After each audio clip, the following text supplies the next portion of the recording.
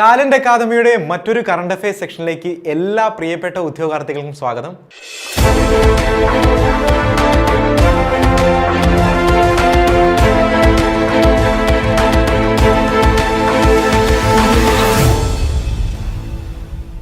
ഇന്ന് നമ്മൾ ചർച്ച ചെയ്യുന്നത് ഓഗസ്റ്റ് 29-ാം തീയതിയിലെ പ്രധാന ആനുകാലിക സംഭവങ്ങളും അനുബന്ധ വിവരങ്ങളുമാണ്.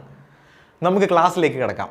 നമ്മൾ ചർച്ച ചെയ്യാൻ പോകുന്ന ആദ്യത്തെ പോയിന്റ് മലയാള സിനിമ അഭിനേതാക്കളുടെ സംഘടനയായ അമ്മയുടെ പ്രസിഡന്റ് സ്ഥാനം രാജിവെച്ചത് ആരാണെന്നാണ്. മലയാള സിനിമ അഭിനേതാക്കളുടെ സംഘടനയായ അമ്മയുടെ പ്രസിഡന്റ് സ്ഥാനം രാജിവെച്ചത് ആരാണ്? ശ്രീ മോഹൻലാൽ. മോഹൻലാലാണ് മലയാള സിനിമ അഭിനേതാക്കളുടെ സംഘടനയായ അമ്മയുടെ പ്രസിഡന്റ് സ്ഥാനം രാജിവെച്ചത്. ഓർക്കുക, അമ്മയുടെ മുഴുവൻ ഭരണസമിതി അംഗങ്ങളും രാജിവെച്ചിട്ടുണ്ട്. നമ്മുടെ പോയിന്റ് മലയാള അഭിനേതാക്കളുടെ സംഘടനയായ അമ്മയുടെ പ്രസിഡന്റ് സ്ഥാനം രാജിവെച്ചത് ആരാണ്? ശ്രീ മോഹൻലാൽ. ഒരു കമ്മിറ്റിയുമായി ബന്ധപ്പെട്ട വാർത്തയാണ് നമ്മൾ അടുത്തതായി ചർച്ച ചെയ്യുന്നത്. കേരളത്തിൽ തെരുവ് നായയുടെ ആക്രമണത്തിന് ഇരയാകുന്നവർക്കുള്ള നഷ്ടപരിഹാരം നൽകാൻ സുപ്രീം കോടതിയുടെ ഉത്തരവിന്റെ അടിസ്ഥാനത്തിൽ രൂപം നൽകിയ കമ്മിറ്റി ഏതാണെന്ന് നമുക്ക് നോക്കാം. ഏതാണ് committee? Justice S Sirijagan committee. Justice S Sirijagan കമ്മിറ്റിയാണ് തെരുവ് നായയുടെ ആക്രമണത്തിന് ഇരയാകുന്നവർക്ക് നഷ്ടപരിഹാരം നൽകുന്നതിനായി സുപ്രീം കോടതിയുടെ നിർദ്ദേശപ്രകാരം രൂപം നൽകിയ committee. Justice S Sirijagan committee നഷ്ടപരിഹാരം നൽകുന്നതിനുള്ള അപേക്ഷകൾ സ്വീകരിക്കുന്നത് ഈ കമ്മിറ്റി ഇപ്പോൾ നിർത്തിവെച്ചിരിക്കുകയാണ്. കമ്മിറ്റി തുടരണോ വേണ്ടയോ എന്നുള്ളതിൽ സുപ്രീം കോടതിയിൽ നിന്ന് നിർദ്ദേശം ലഭിക്കാത്തതിനെ തുടർന്നാണിത്. നമ്മുടെ പോയിന്റ്, കേരളത്തിൽ തെരുവ് നായയുടെ ആക്രമണത്തിന് ഇരയാകുന്നവർക്ക് നഷ്ടപരിഹാരം നൽകാൻ സുപ്രീം കോടതി ഉത്തരവിന്റെ അടിസ്ഥാനത്തിൽ രൂപം നൽകിയ കമ്മിറ്റി ഏതാണ്? Justice S Sirijagan committee. ഒരു നിയമനവുമായി ബന്ധപ്പെട്ട വാർത്തയാണ് നമ്മൾ അടുത്തതായി ചർച്ച ചെയ്യുന്നത്. നമുക്ക് നോക്കാം. റെയിൽവേ ബോർഡിന്റെ ചെയർമാൻ ആൻഡ് സിഇഒ ആയി നിയമിതനാവുന്നത്. റെയിൽവേ ബോർഡിന്റെ ചെയർമാൻ ആൻഡ് സിഇഒ ആയി നിയമിതനാവുന്നത് ആരാണെന്ന് നമുക്ക് നോക്കാം. ആരാണ്? സതീഷ് കുമാർ. സതീഷ് കുമാർ ആണ് റെയിൽവേ ബോർഡിന്റെ ചെയർമാൻ ആൻഡ് സിഇഒ ആയി നിയമിതനാവുന്നത്. സ്ഥാനമൊഴിഞ്ഞ മുൻ സിഇഒ ആൻഡ് ചെയർമാൻ ആരാണെന്ന് കൂടെ നമുക്കൊന്ന് പരിശോധിക്കേണ്ടിയിരിക്കുന്നു. ആരാണ്? Jaya Varma Sinha.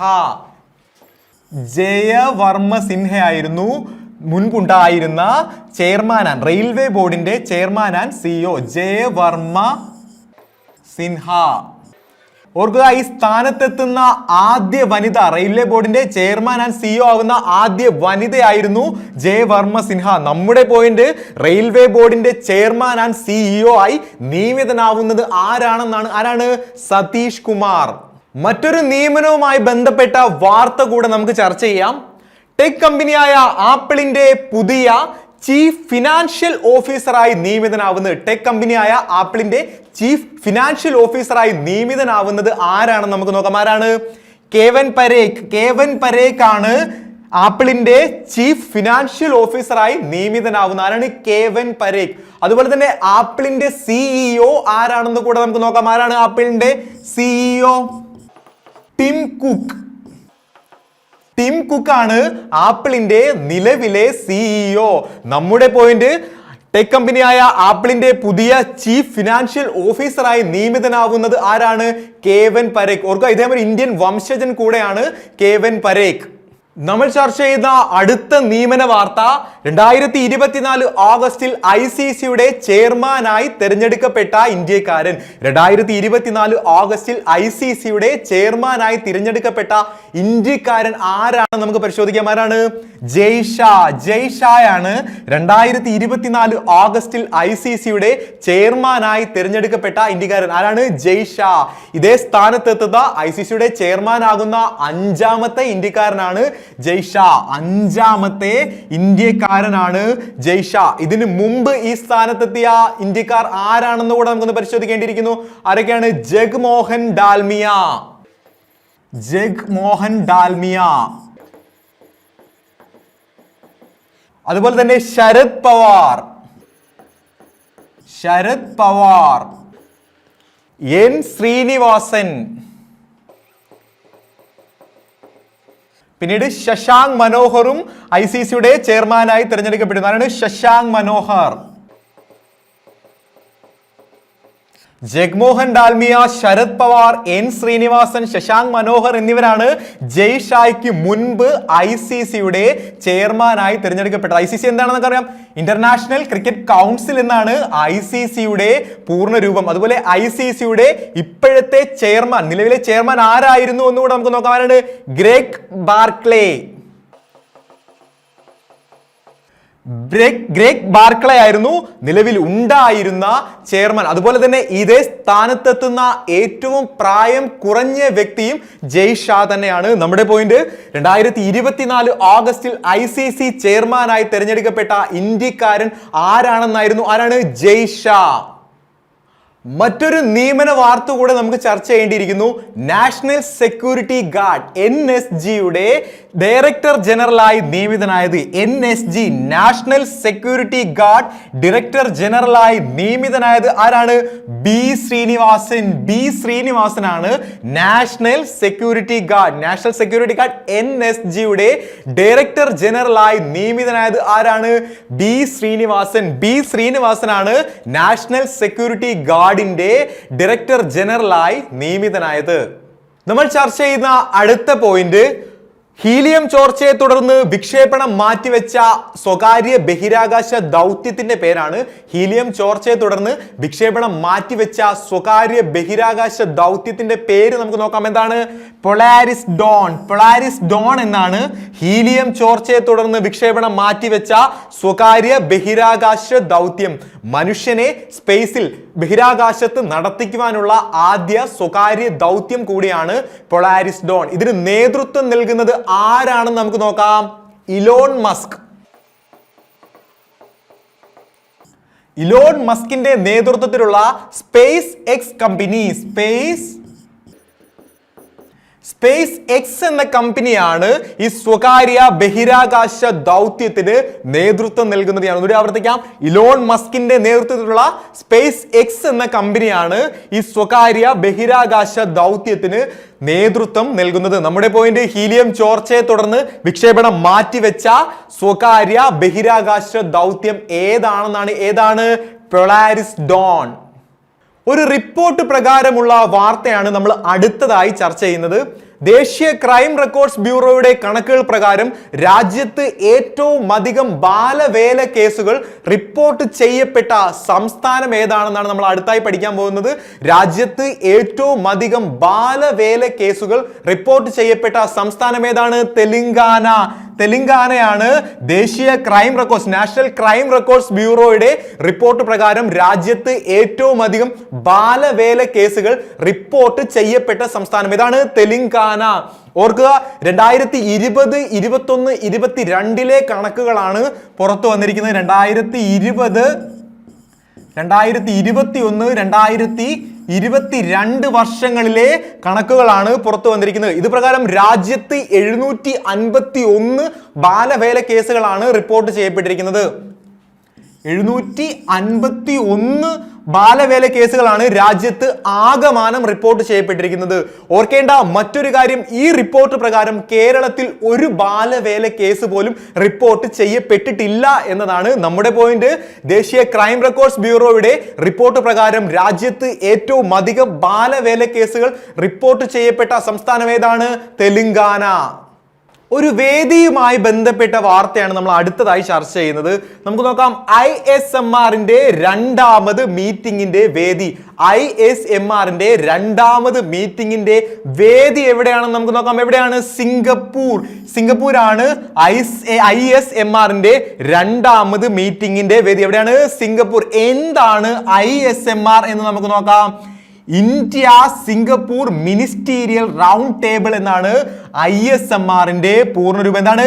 India Singapore ministerial round table എന്നാണ് ISMRന്റെ പൂർണ്ണരൂപം. നമ്മുടെ പോയിന്റ്, ISMRന്റെ രണ്ടാമത് മീറ്റിംഗിന്റെ വേദി എവിടെയാണെന്നാണ്. എവിടെയാണ്? സിംഗപ്പൂർ.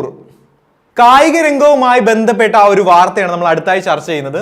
2024 വനിതാ T20 ലോകകപ്പിനുള്ള ഇന്ത്യൻ ടീമിനെ നയിക്കുന്നത് 2024 വനിതാ T20 ലോകകപ്പിനുള്ള ഇന്ത്യൻ ടീമിനെ നയിക്കുന്നത് ആരാണെന്ന് നമുക്ക് നോക്കാം. ആരാണ്? ഹർമൻപ്രീത് കൗർ. ഹർമൻപ്രീത് കൗർ ആണ് 2024 വനിതാ T20 ലോകകപ്പിനുള്ള ഇന്ത്യൻ ടീമിനെ നയിക്കുന്ന ആരാണ്? ഹർമൻപ്രീത് കൗർ. അതുപോലെ തന്നെ ഈ ടീമിൽ ഇടം നേടിയ രണ്ട് മലയാളികളുടെ പേര് കൂടെ നമുക്കൊന്ന് ചർച്ച ചെയ്യാം. ആരൊക്കെയാണ്? ആശാ ശോഭനയും സജന സജീവനും. ആശാ ശോഭന,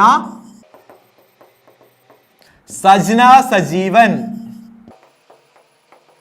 ആശാ ശോഭനയും സജന സജീവനുമാണ് ഈ ടീമിൽ ഇടം നേടിയ മലയാളികൾ. ഓർക്കുക, 2024 വനിതാ T20 ലോകകപ്പിന്റെ വേദി കഴിഞ്ഞ ക്ലാസ്സുകളിൽ നമ്മൾ ചർച്ച ചെയ്യുന്നത് ഏതായിരുന്നു?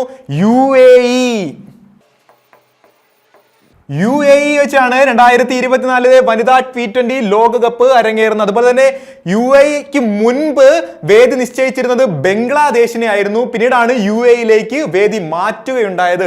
നമ്മുടെ പോയിന്റ് 2024 വനിതാ T20 ലോകകപ്പിലെ ഇന്ത്യൻ ടീമിനെ നയിക്കുന്നത് ആരാണെന്നാണ്. ആരാണ്? ഹർമൻപ്രീത് കൗർ. നമ്മൾ ചർച്ച ചെയ്യുന്ന അടുത്ത വാർത്ത 2024 ഓഗസ്റ്റിൽ അന്തരിച്ച മലയാള ചലച്ചിത്ര സംവിധായകൻ. 2024 ഓഗസ്റ്റിൽ അന്തരിച്ച മലയാള ചലച്ചിത്ര സംവിധായകന്റെ പേര് നമുക്ക് നോക്കാം. എന്താണ്?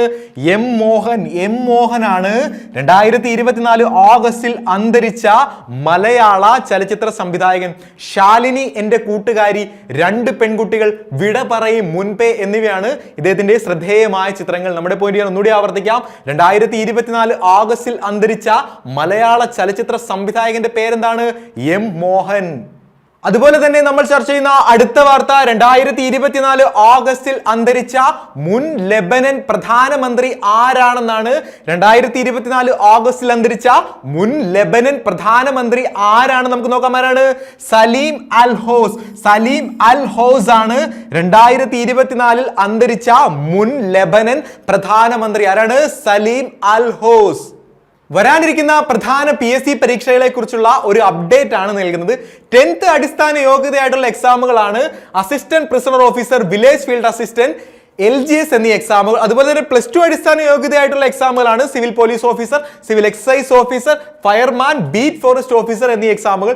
ഡിഗ്രി അടിസ്ഥാന യോഗ്യതയായിട്ടുള്ള എക്സാമുകളാണ് secretariat assistant, SI, excise inspector, teaching exams എന്നിവ. എല്ലാ എക്സാമുകളിലേക്കുള്ള പരിശീലനം ടാലന്റ് അക്കാദമി ഓൺലൈനായും ഓഫ്ലൈനായും ആരംഭിച്ചിട്ടുണ്ട്. അതുപോലെ തന്നെ ഈ എക്സാമുകളിൽ നിങ്ങളെ സഹായിക്കാൻ ടാലന്റ് അക്കാദമി വിവിധ സിലബസ് അധിഷ്ഠിതമായി തയ്യാറാക്കിയ റാങ്ക് ഫയലുകൾ പുറത്തിറക്കിയിട്ടുണ്ട്. അതെല്ലാം ഇപ്പോൾ വിപണിയിൽ ലഭ്യവുമാണ്. ഇന്ന് പഠിച്ച പ്രധാനപ്പെട്ട ഭാഗങ്ങൾ നമുക്ക് ഒരിക്കൽ കൂടെ ചർച്ച ചെയ്യാം. നമ്മൾ ആദ്യം ചർച്ച ചെയ്തത് മലയാള സിനിമ അഭിനേതാക്കളുടെ സംഘടനയായ അമ്മയുടെ പ്രസിഡന്റ് സ്ഥാനം രാജിവെച്ചത് ആരാണെന്നായിരുന്നു. ആരായിരുന്നു? ശ്രീ മോഹൻലാൽ. മോഹൻലാൽ ആയിരുന്നു മലയാള സിനിമ അഭിനേതാക്കളുടെ സംഘടനയായ അമ്മയുടെ പ്രസിഡന്റ് സ്ഥാനം രാജിവെച്ചത്. ആരാണ്? മോഹൻലാൽ. അതിനുശേഷം നമ്മൾ കണ്ടത് കേരളത്തിൽ തെരുവ് നായയുടെ ആക്രമണത്തിന് ഇരയാകുന്നവർക്ക് നഷ്ടപരിഹാരം നൽകാൻ സുപ്രീം കോടതി നിർദ്ദേശപ്രകാരം രൂപം നൽകിയ കമ്മിറ്റി ഏതായിരുന്നു എന്നാണ്. ഏതായിരുന്നു? Justice S Siri Jagan committee. Justice S Siri Jagan committee. പിന്നീട് നമ്മൾ ചർച്ച ചെയ്ത വാർത്ത റെയിൽവേ ബോർഡിന്റെ ചെയർമാൻ ആൻഡ് CEO ആയി നിയമിതനായത് ആരാണെന്നായിരുന്നു. ആരാണ്? സതീഷ് കുമാർ. അതുപോലെ തന്നെ ടെക് കമ്പനിയായ ആപ്പിളിന്റെ ചീഫ് ഫിനാൻഷ്യൽ ഓഫീസറായി നിയമിതനായത് ആരാണെന്ന് നമ്മൾ ഈ ക്ലാസ്സിൽ ചർച്ച ചെയ്യുന്നു. ആരാണ്? കേവൻ പരേഖ്. നമ്മൾ പഠിച്ച മറ്റൊരു പോയിന്റ് 2024 ഓഗസ്റ്റിൽ ICCയുടെ ചെയർമാനായി നിയമിതനായത് ആരാണെന്നായിരുന്നു. ആരാണ്? ജയ്ഷാ. ജയ്ഷായാണ് 2024 ഓഗസ്റ്റിൽ ICCയുടെ ചെയർമാനായി തിരഞ്ഞെടുക്കപ്പെട്ട ഇന്ത്യക്കാരൻ. അതുപോലെ തന്നെ national security guard NSG, national security guard director ജനറലായി നിയമിതനായത് ആരാണെന്ന് നമ്മൾ ഈ ക്ലാസ്സിൽ ചർച്ച ചെയ്യുന്നു. ആരായിരുന്നു? ബി ശ്രീനിവാസൻ. ബി ശ്രീനിവാസനാണ് NSG, നാഷണൽ സെക്യൂരിറ്റി ഗാർഡിന്റെ ഡയറക്ടർ ജനറലായി നിയമിതനായത്. നമ്മൾ ചർച്ച ചെയ്ത മറ്റൊരു പോയിന്റ് ഹീലിയം ചോർച്ചയെ തുടർന്ന് വിക്ഷേപണം മാറ്റിവെച്ച സ്വകാര്യ ബഹിരാകാശ ദൗത്യം ഏതാണെന്നായിരുന്നു. ഏതായിരുന്നു? Polaris Don. അതുപോലെ തന്നെ നമ്മൾ കണ്ടിരുന്നു ദേശീയ ക്രൈം റെക്കോർഡ്സ് ബ്യൂറോ പുറത്തുവിട്ട കണക്കുകൾ പ്രകാരം രാജ്യത്ത് ഏറ്റവും അധികം ബാലവേല കേസുകൾ റിപ്പോർട്ട് ചെയ്യപ്പെട്ട സംസ്ഥാനം ഏതാണ് നമ്മൾ കണ്ടിരുന്നത്. ഏതാണ്? തെലങ്കാന. തെലങ്കാനയിലാണ് നാഷണൽ ക്രൈം റെക്കോർഡ്സ് ബ്യൂറോയുടെ കണക്കുകൾ പ്രകാരം രാജ്യത്ത് ഏറ്റവും അധികം ബാലവേല കേസുകൾ റിപ്പോർട്ട് ചെയ്യപ്പെട്ടത്.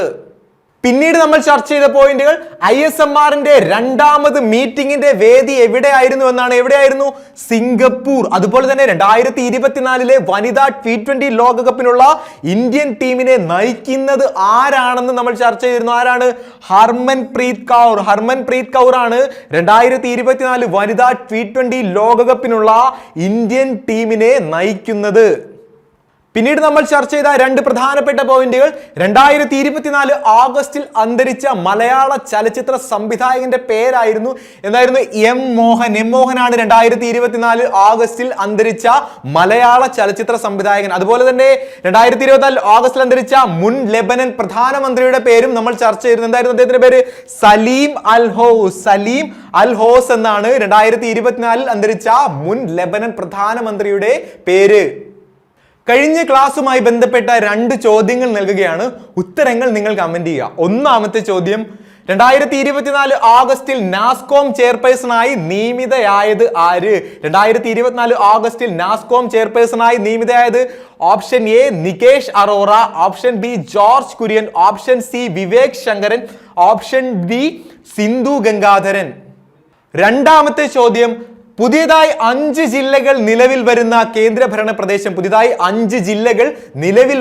കേന്ദ്രഭരണ പ്രദേശം ഏതാണ്?